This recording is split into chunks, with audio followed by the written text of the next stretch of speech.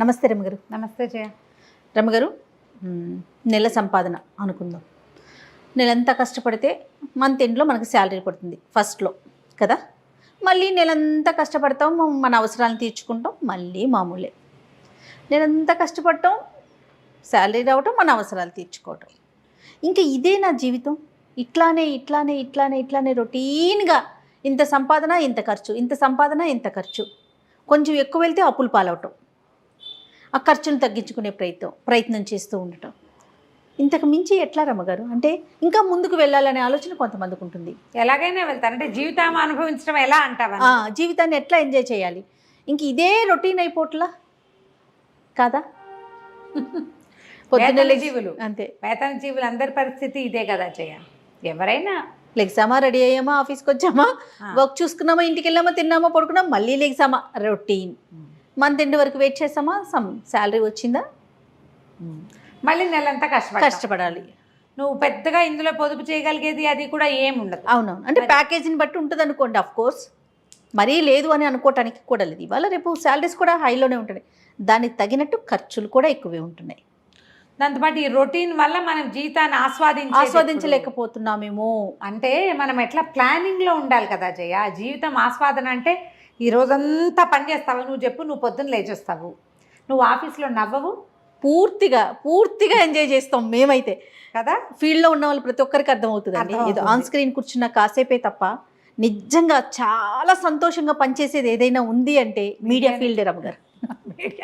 100% కదా. ఇప్పుడు నీ సంగతి కాదు, ఆఫీస్ వర్కులు ఉంటారు, వాళ్ళైనా ఎవరితోటైనా మాట్లాడకుండా, ఓ టీయో కాఫీయో తాకుండా, ఏమీ చేయకుండా మెషిన్ల లాగా ఎవ్వరూ పనిచేయరు, చెయ్యొద్దు కూడా. అవును, పక్కన అక్కడ మాట్లాడతాము, ఏదో చేస్తాము, మధ్యలో ఎవరైనా కాల్ చేస్తారు, రేపటికి ఆలోచన చేస్తాము, మధ్యాహ్నం లంచ్ ఎవరికి కూర్చుంటాము, కబుర్లు చెప్పుకుంటాము, ఒకళ్ళతో ఒకళ్ళు పంచుకుని తింటాము. నువ్వు మెషిన్ లాగా ఉండి దానికి బాధ్యత ఎవరినో తీసుకోమనకూడదు. నిన్ను నువ్వు ఎంగేజ్ చేసుకో సరదాగా. జీవితంలో చిన్న చిన్న ఆనందాలు తీసుకో. అందమైన జీవితం పుస్తకం కథ చెప్పాం మనం, దాన్ని చదవండి. జీవితాన్ని చిన్న స్కేల్లో కూడా ఎలా సంతోషంగా ఉండొచ్చు. పొద్దున్నే వెళ్ళేటప్పుడు చక్కగా ప్రశాంతంగా భార్యను విసుకుంటూ, పిల్లల్ని కసురుకుంటూ కాకుండా, చక్కగా చిన్నపిల్లాడు ఉంటే వాడిని ముద్దు చేసుకుని, వాడితో కాసేపు ఆడుకుని, ఆమెకి ఏదైనా ఇంట్లో పనిచేసి, ఆడవాళ్ళైతే మగవాళ్ళతో కాసేపు కబుర్లు చెప్పి, కలిసి కాస్త ఒక కప్పు కాఫీ తాగి ఇద్దరు 5 నిమిషాలు మాట్లాడుకుని, వాళ్ళ ప్లాన్ ఆఫ్ యాక్షన్ ఏమిటని చెప్పుకుని జీవితాన్ని ఎంజాయ్ చేయలే? నువ్వు చేసావా? ఖచ్చితంగా అయిందా? ఆఫీస్కి వెళ్తావు, వెళ్ళిన తర్వాత కూడా వర్క్ని సంతోషంగా తీసుకో.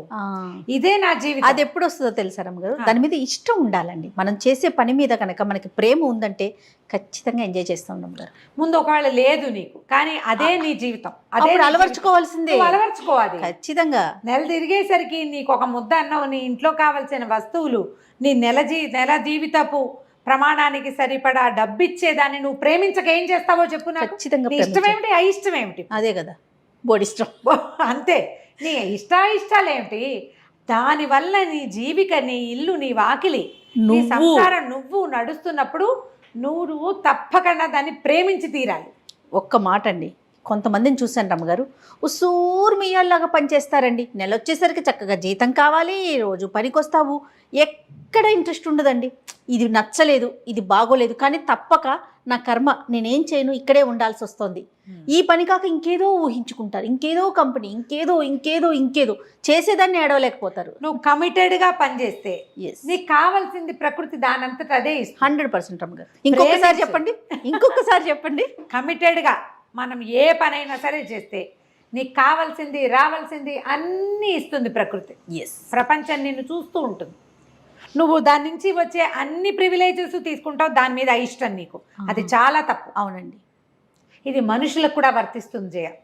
అవును రమ్మగారు. భార్యల దగ్గర నుంచి అన్ని సర్వీసులు తీసుకుంటారు, వాళ్ళకి ఇవ్వవలసిన ఏ కేరు ఇవ్వరు, ప్రేమను చూపించరు. తప్పు. నీకు కావాల్సిన రోజున నీకు లభించదు. అది భార్యలు కూడా అంతే. మగవాళ్ళ దగ్గర సంపాదనలు అన్నిటి ఎంజాయ్ చేస్తారు. వాళ్ళ డబ్బు, వాళ్ళ సంపాదన, వాళ్ళు ఇచ్చే అన్ని రకాల ఫెసిలిటీ తీసుకుని ఆ మనిషిని అయిష్టం, వాళ్ళని ప్రేమించరు, వాళ్ళతో కమిటెడ్గా ఉండరు. తప్పు కదా. అవును కదా. మనుషులు చేయకూడని పని మనం అది చేస్తున్నామంటే మనం ఏమిటో మనమే చూసుకోవాలి. కమిట్మెంట్ అనేది ఎప్పుడు కూడా నిన్ను సంతోషపెట్టే విషయం. నువ్వు జీవితాన్ని అనుభవించడం అంటే కమిటెడ్గా ఉండటం. కమిట్మెంట్ లేకపోతే నీకు జీవితం అనుభవంలోకే రాదు. నువ్వు గాల్లో ఈ నీళ్ళల్లో కాగితం పడవలాగా కొట్టుకుపోతావు. కొట్టుకుపోవాలా, నిలబడాలా జయ? ఖచ్చితంగా స్ట్రాంగ్గా నిలబడాలండి. నిలబడాలంటే నువ్వు కమిటెడ్గా ఉండాలి. మొదట అది ఆలోచించుకోవాలి. అది మనం చేసే ప్రతి చోట, అంటే ప్రతి చోట. మన నిత్య జీవితంలో ప్రతి విధానంలోనూ ఉండాలి. ఉండాలి. అక్కడి నుంచి విసుగులు, కసుకులు, చిరాకులు, పరాకులు, చీదర, లేకపోతే స్ట్రెస్ వీటితోటి చేయొద్దు. వాటిని తగ్గించుకోండి. వాటిని మేనేజ్ చేయడానికి మీ జీవితానికి మీతో పాటు ఆలంబనగా ఇంకా గుంపు ఉంది కదా. అవునవును. ఒక మనిషి సంఘజీవి కదమ్మా. అవునండి. పెద్ద సమూహం కదా, మనకి చిన్నదే మన సమాజం ఉంటుందా. నువ్వు ఒక చోట వర్క్ ప్లేస్లోకి వెళ్తే అక్కడ ఉన్నది ఒక సమాజం, నీతో ఉండేవాళ్ళు. అవును. నువ్వు ఇంటికి వస్తే ఇక్కడ ఉన్నది ఇది ఇంకో సమాజం. నీ జనరల్ థింగ్స్ ఉంటాయి. నీ తాలూకు చుట్టాలు, పక్కాలు, నీ మంచి కోరుకునే వాళ్ళు, స్నేహితులు, శ్రేయోభిలాషులు, పక్కింటి వాళ్ళు, వెనకింటి వాళ్ళు కనపడితే గుడ్ మార్నింగ్ అనేవాళ్ళు, హాయ్ అనేవాళ్ళు. వాళ్ళు చాలరా మనకి. వాళ్ళతో హాయ్ అను, సంతోషంగా నిష్కపటంగా మాట్లాడు. అదే నీ జీవితానుభవం. నువ్వు జీవితాన్ని అనుభవించడం అంటే ఏమిటి? తాగి తందనాలు ఆడడం కాదు కదా. అదే కదా, సంతోషంగా ఉండటం. ఎవరైనా వెళ్తూ హాయ్ అంటే నీకు ఎట్లాంటి సంతోషం వస్తుంది? వస్తుందా రాదా? ఖచ్చితంగా ఫేస్ చేస్తాం కదా రమ్మగారు. కదా. ఒకవేళ రాదండి, ఎందుకు నాకు సంతోషం రావట్లేదని ప్రశ్నించుకో. అది మనలో లోపం ఉన్నట్టే కదండి. గ్యారంటీగా నీకు ఎవరైనా పలకరించినా నువ్వు మొహం మార్చుకునే ఉంటావంటే మొహం మాడుపు నీ ప్రత్యేకత అనుకో. ముందు దానికి రిపేర్ చేసుకో. కొన్ని సందర్భాల్లో రమ్మగారు మాట్లాడితే సమస్య తీరిపోతుంది. ప్రతిదానికి అరిచి కేకలు పెట్టే అక్కర్లా. కానీ అలా మాట్లాడడం, దాన్ని కూడా మనం స్ట్రెస్గా ఫీల్ అయ్యి అది ఎదుటి వాళ్ళ మీద తోసేస్తూ ఉంటాం కదండి. స్ట్రెస్గా ఫీల్ అయిపోతాం. అవును, అక్కడ మాట్లాడొచ్చు, ఆ సమస్య అక్కడతో తీరిపోతుంది. కానీ అలా తీసుకో. తర్వాత మనం జీవితాన్ని ఇలా నెలసరి సంపాదనలతోటే ఉంటే మనం ఎట్లా అనిపిస్తుంది. మీరు ప్లాన్ చేసుకోండి సరిగ్గా. ఎట్లా అంటారు? ఇప్పుడు నీకు 50,000 నీ జీతం అనుకో. నీ ఖర్చులు ఒక 40,000, ఒక 10,000 నువ్వు సేవ్ చేయగలవు. ఒక 5 తగ్గించు, 35 చెయ్యి. ఇట్లా ఒక 6 నెలలు చేశాక ఒక చిన్న ట్రిప్ వెళ్ళు నువ్వు దాచిపెట్టిన డబ్బులతోటి. ఇక ఉద్యోగపు హైరానా ఏమీ లేదు. ఒక 1 వీక్ పాటు అంతే. అమ్మ నాన్నని తీసుకెళ్ళు, భార్య పిల్లల్ని తీసుకెళ్ళు, అన్నయ్య వదిన అక్క బావ అలా కలిసి వెళ్ళు. ఎప్పుడైనా ఒకసారి సడన్గా చుట్టాలు వేరే ఊళ్ళో ఉంటే ఒక 4 రోజులు పిల్లల్ని తీసుకుని వెళ్ళిరండి. మీ జనరల్ సేవింగ్స్ కాకుండా ఇలా కొంచెం సేవ్ చేయండి. ఒక సడన్ ట్రిప్ ప్లాన్ చేసుకోండి. స్నేహితులతో కలిసి వెళ్ళండి. తాగటం తినటం నువ్వు ఒకడివే కాదు, కుటుంబంతో ప్రాక్టీస్ చేయండి. ఇప్పుడు మన సమస్య ఏంటంటే జయ, మనకి సమాజాలు చిన్నవి. ఇప్పుడు పోనీ మనమైనా మనమ్మ భార్యాభర్త ఒకళ్ళో ఇద్దరో పిల్లలు వేసుకో. మన కజిన్స్ కూడా 25 మంది లేరమ్మా. ఇప్పుడు లేరు కదా. ఇదివరకు 10, 20 ఉండేవాళ్ళం. ఇప్పుడు మన కజిన్స్ వాళ్ళకు ఒక్కొక్కళ్ళు ఇద్దరు పిల్లలు. అవును. కజిన్స్ని కలవండి. మన పాత ఊరికి ఒకసారి వెళ్ళిరండి. మనతో పాటు చిన్నప్పుడు కలిసి చదువుకున్న వాళ్ళంతా ఎక్కడెక్కడున్నారు, ఏమేం చేస్తున్నారో కనుక్కోండి. ఎవరైనా మనకంటే చాలా బాగుంటే అసూయపడద్దు, సంతోషపడండి. వాడిని చూసి మోటివేట్ అయ్యి మనం కూడా అట్లా చెయ్యాలనుకోండి. జీవితాన్ని అనుభవించడం అంటే ఇది. ఏ పని లేకుండా ఉండటం జీవితాన్ని అనుభవించడం అని పొరపాటును కూడా అనుకోవద్దు. జీవితాన్ని పని చేస్తూ ఆస్వాదించాలి. పని చేయకుండా కూర్చుంటే జీవితం స్టాగ్నేట్ అయిపోతుంది. కాలంలో నీళ్ళు కట్టేసావు, ఏమవుతాయి? మురిగిపోతాయి కొన్నాళ్ళకి. ప్రవాహమే కదా దాని అందము. వెళ్తూ ఉండాలి. ఆ వెళ్ళటంలో పని ఉంది, పాట ఉంది. సో రొటీన్ లైఫ్లో చిన్న చేంజెస్ చేసుకోండి. చిన్న చేంజెస్ చేయండి. రెగ్యులర్ సేవింగ్స్ కంటే కూడా ఒక డిఫరెంట్ సేవింగ్. ఎప్పుడు ప్రతి వారం ఒకే చోటకి వెళ్ళి తింటాము, ఒకే చోట ఉండటము, ఇంట్లోనే పడి ఉండటము కాకుండా ఫర్ ఏ చేంజ్ ఏదైనా చేయండి.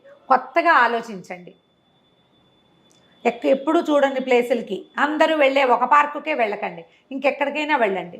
4 అడుగులు వేసి నడవండి. భార్యాభర్త కలిసి యోగా క్లాస్కి వెళ్ళండి. ఏ జూంబా క్లాసులో ఇవన్నీ వచ్చినాయి. మీరు ఒకళ్ళతో వాళ్ళొకళ్ళతో వెళ్ళిపోకుండా మీ ఇద్దరు కలిసి వెళ్ళండి. ఇలా ఎక్కడికైనా వెళ్ళండి, ఏదైనా చెయ్యండి అనగానే చెరుకో పక్కకి లాక్కుని ఇప్పుడు ఏంటంటే నేను వింటున్నాను జయ ఇట్లా. అవునండి. ఆవిడకి బిర్యానీ నీకు ఇష్టమైతే నువ్వు తెప్పించుకుని తిను, నాకు ఇష్టమైంది. ఇలాగే నీకు ఇష్టమైన చోటుకి నువ్వు వెళ్ళు, నాకు ఇష్టమైన చోటుకి నేను వెళ్తాను. ఇక నువ్వు కుటుంబం నా బొంద. కొన్నాళ్ళకి ఆవిడకి అక్కడ ఫ్రెండ్స్, ఈయనకి ఇక్కడ ఫ్రెండ్స్. అంతే. కొన్నాళ్ళ పైక మీ ఇల్లు మీది, మా ఇల్లు మాది. ఒకళ్ళ కోసం రెండో వాళ్ళు వాళ్ళకి నచ్చింది చేయాలి.